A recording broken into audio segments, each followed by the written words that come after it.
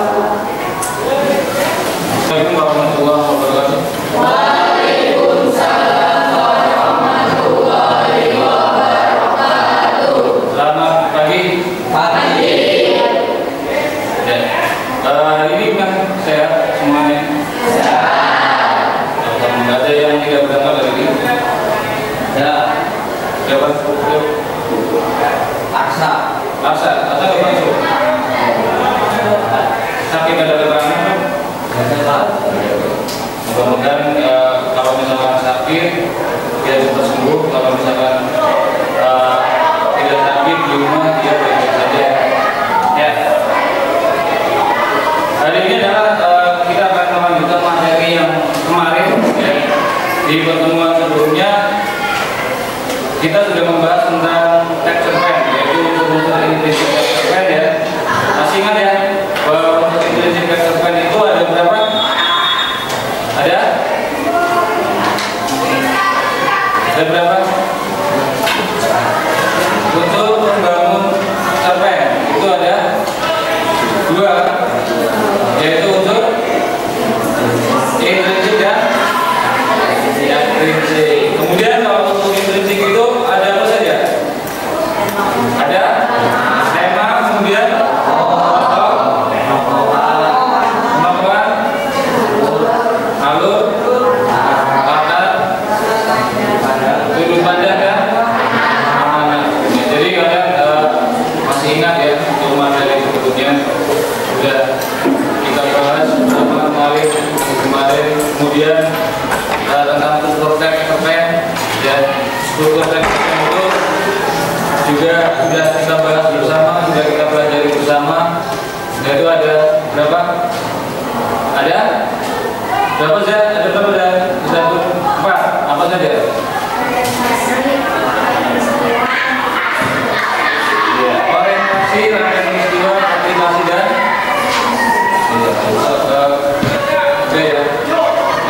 itu sudah kita bahas bersama.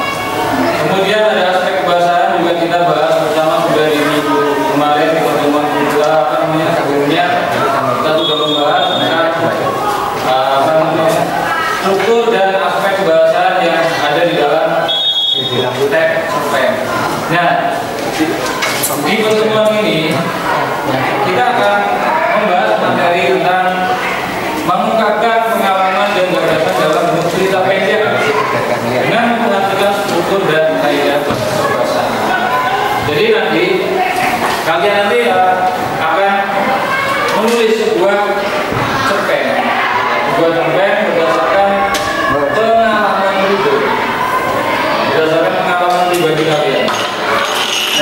Biar kalian nanti lebih ingat lagi bagaimana sih apa itu struktur. Tadi kan sudah disebutkan oleh teman kalian bahwa struktur text cerpen itu ada 4 ya.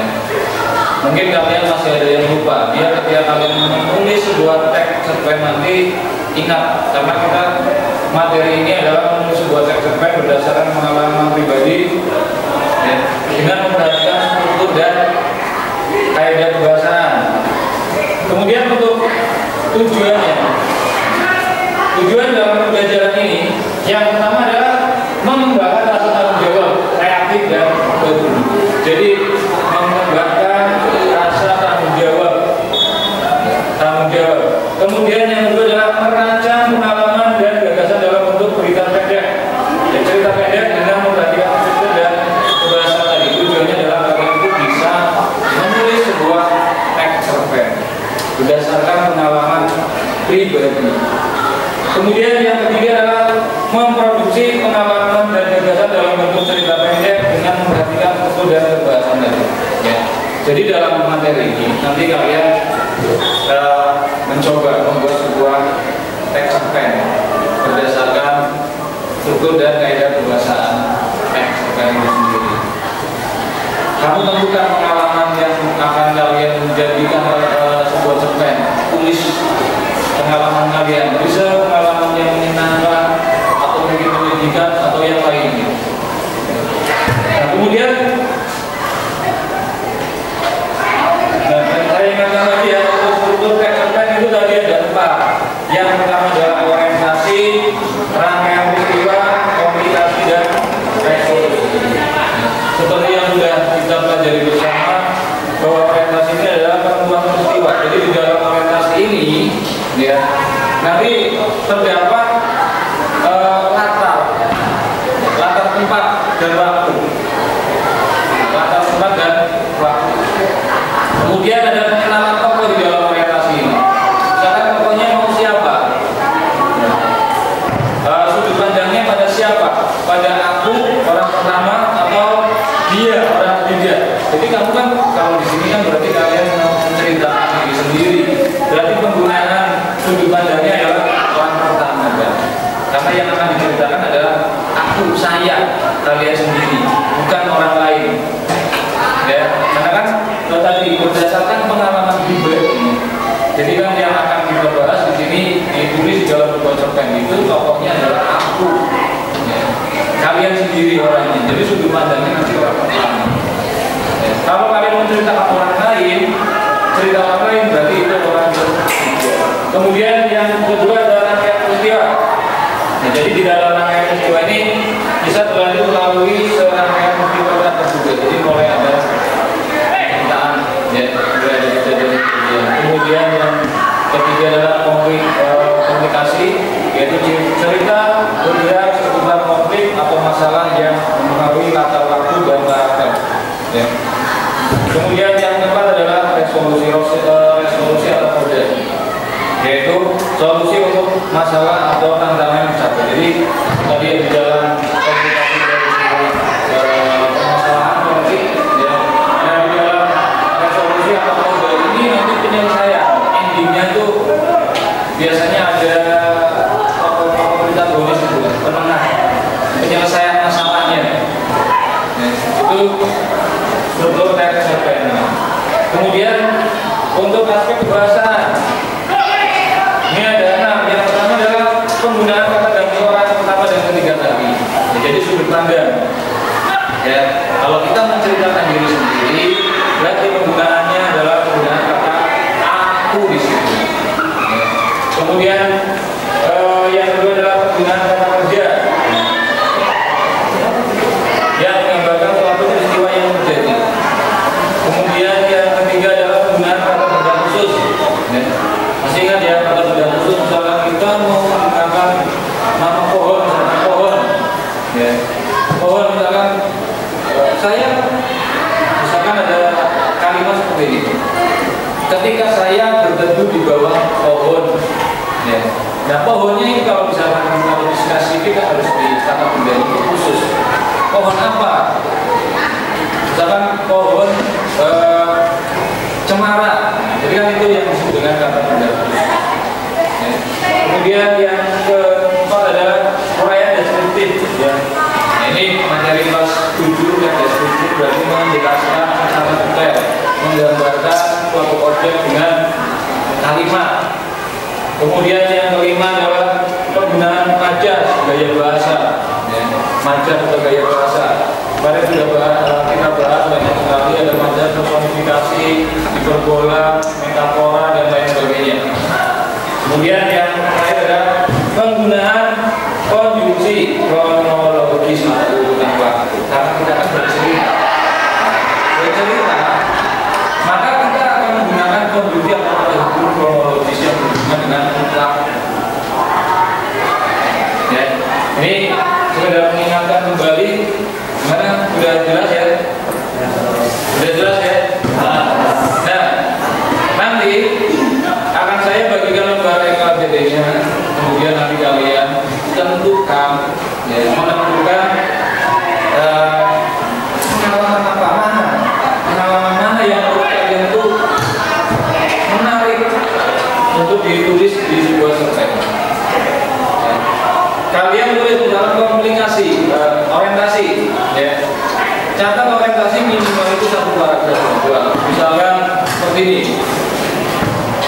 Misalkan pengalaman kalian di bulan Maret, misalkan seperti ini. Masa liburan aku kemarin sangat menyenangkan. Aku pergi bersama keluarga besar Budi. Yang seperti itu kan seperti itu. Nanti ada latar, tempat, waktu dan tokoh, pengenalan tokoh. Misalkan aku adalah seorang anak yang duduk di kelas 9 di SMP Majali Barat. Ketika liburan, aku bersama keluarga dan seterusnya. Ya. Kemudian nanti ada rangkaian peristiwanya. Ya.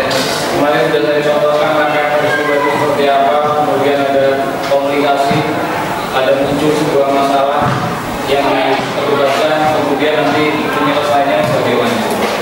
Ya. Kalian catat pengalaman itu dalam struktur sebuah teks cerpen. Ini saya bagikan lembar LKPD-nya. Sebelum kita lanjutkan, ada pertanyaan? Ada pertanyaan yang mungkin kalian masuk cukup jelas ya? Cukup jelas ya? Jadi dalam hal ini nanti yang akan saya nilai adalah sikap kalian dalam mengerjakan ya. Di dalam kelas bagaimana itu akhirnya saya nilai, dan nanti yang bilang keterampilan. Jelas ya? Siap ya? Sudah menentukan apa yang kalian akan buat tulisannya. Saya bagi dulu ke kembali.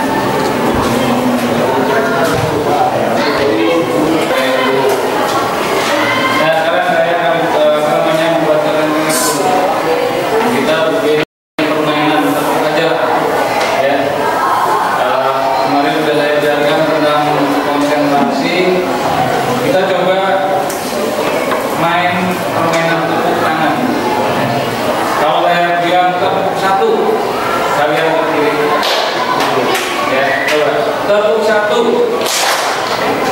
tepuk 2, ya. 1, 2.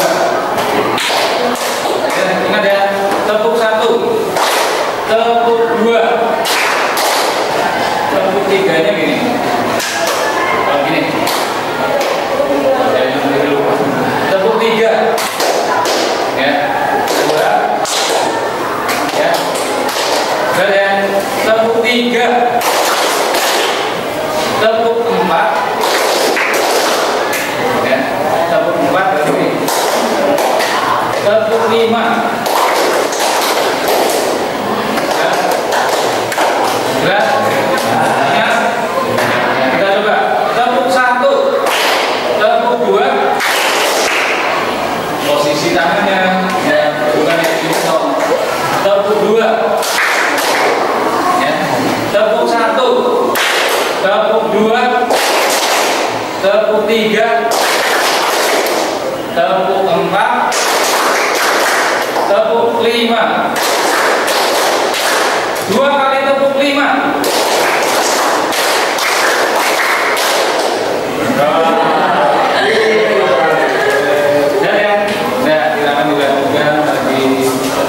Waktunya masih banyak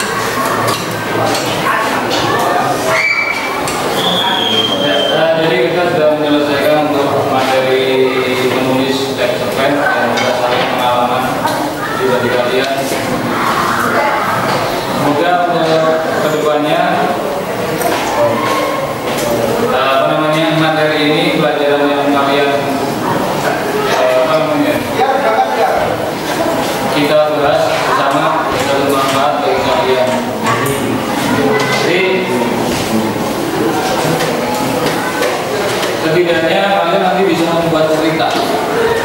Barangkali suatu saat nanti kalian menjadi seorang pengarang kehidupan nanti kan tidak ada yang tahu, kita akan menjadi seperti apa selama kita usaha ya, kita tidak akan tahu.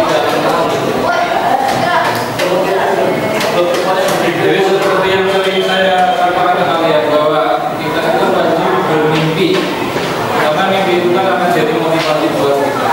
Kalau manusia itu tidak punya mimpi, dia tidak akan termotivasi, tidak akan menjadi lebih baik.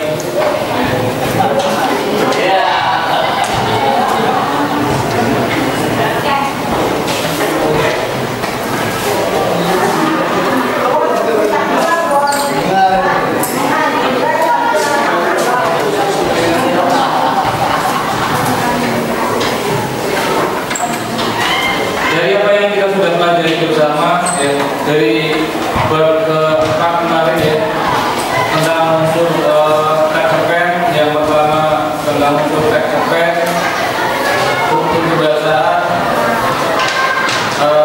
struktur dan media kebahasaan. Kemudian dari ini adalah menulis sebuah teks cerpen dengan menggunakan metode PJBL.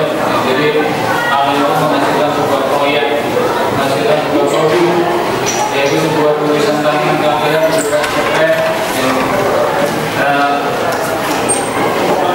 Semoga materi ini bisa bermanfaat buat kalian. Kemudian apakah selama materi yang sudah saya jelaskan, yang sudah saya sampaikan pada kali ini sudah jelas?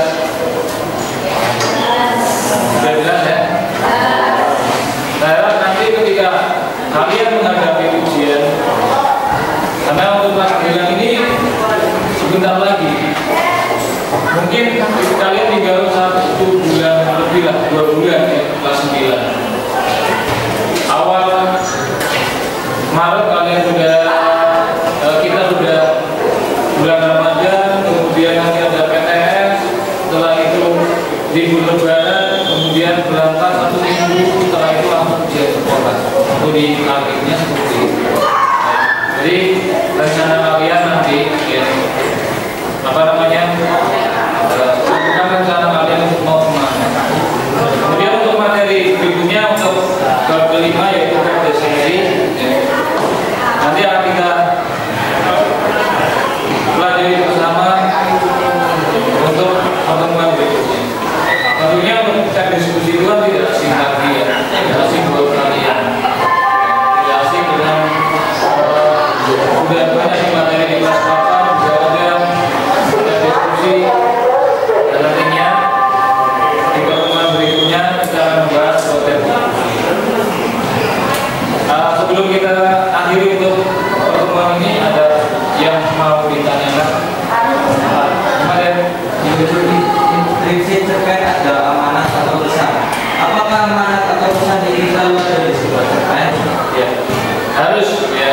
Jadi amanat itu ya harus, karena apa ya? Amanat itu adalah suatu pesan yang ingin disampaikan kepada pembaca. Jadi supaya pembaca itu tahu apa sih maksudnya yang ingin disampaikan menulis itu.